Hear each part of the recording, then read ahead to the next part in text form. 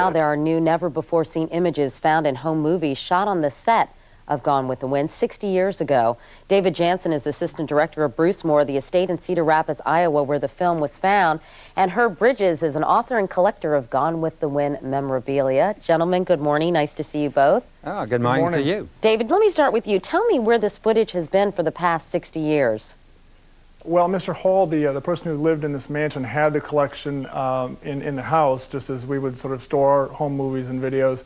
And then when we became a museum property of the National Trust for Historic Preservation, we were able to incorporate those into with the rest of our archival material. You were going through some canisters, you were seeing a lot of vacation footage, you know, our trip to California, etc., when suddenly you saw one labeled Gone with the Wind. What was his connection with the movie? We're not quite sure. He was a very wealthy man and a very influential man here regionally. He had quite a few business connections in California, and that took him to California on a number of occasions to check on those investments, and apparently one of his friends got him onto the set. He was also an avid home movie buff, and he took his camera with him. One thing that struck all of us as we watched this footage earlier this morning is what great condition it's in. But it wasn't that way initially, was it, David?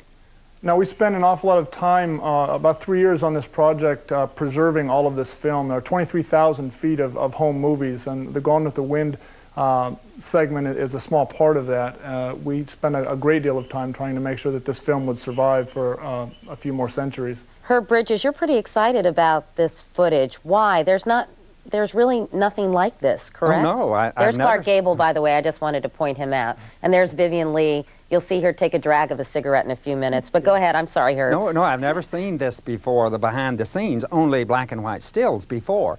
And also that it's in color. It just amazes me that a home movie was made in color in that day and time, in 1939. The only thing that has been available are what, screen tests for certain roles in this movie? Yes, the screen tests are available, but most of them are black and white. There are very few Technicolor or color screen tests even available. There's Leslie Howard, a.k.a. Ashley Wilkes. Yes. And obviously this was from the big picnic scene, which was probably one of the most complicated scenes in the movie, although I guess nothing compared to the burning of Atlanta, right, Herb? No, it was filmed at Busch Gardens, and they simply rented the gardens for several days of filming and so forth, and you can see the tremendous amount of extras that were used there and how they had to be costumed and so forth. Right, and I think you can see Victor Fleming, one of the 3 directors who worked on this movie at some point in the film, and there obviously is Olivia de Havilland. Yes. Is that Leslie? No, it's just one of the extras on the set. Both of those. That was her stand-in. That was not Mr. Havilland. Oh, that wasn't? Wow, no. It sure looked like her. How did you know that? Of course, it was a stand-in. How did you know that was her stand-in? Well, I mean, you can look at her and tell Mr. Havilland is still alive and a dear friend. I was hoping that I would see the Tarleton twins somewhere. Is that Victor Fleming in the Yes, in the that blue is he shirt? seated there, yes, in the suit. Oh, in the suit, okay. Yes. Yes. Well, how did you get so interested in all things Gone with the Wind, Herb? Well, I just live in Atlanta, and of course it's very dear to us here, particularly the book, and then of course into the film. The film was all made in California. Nothing was filmed in Georgia, which most people can't realize, but it was all in California on sets. So what do you think this means to Gone with the Windophiles? Oh, I think they will be delighted to see the behind the scenes, particularly the movement, you know, a film, not a black and white still of something that was there. I'm delighted with it and can't wait to, you know, really view it and see it a bit better. I didn't think they had sunglasses back in the Civil War era. With Leslie Howard wearing the sunglasses, I think that amazes me. David, what's going to happen to this footage?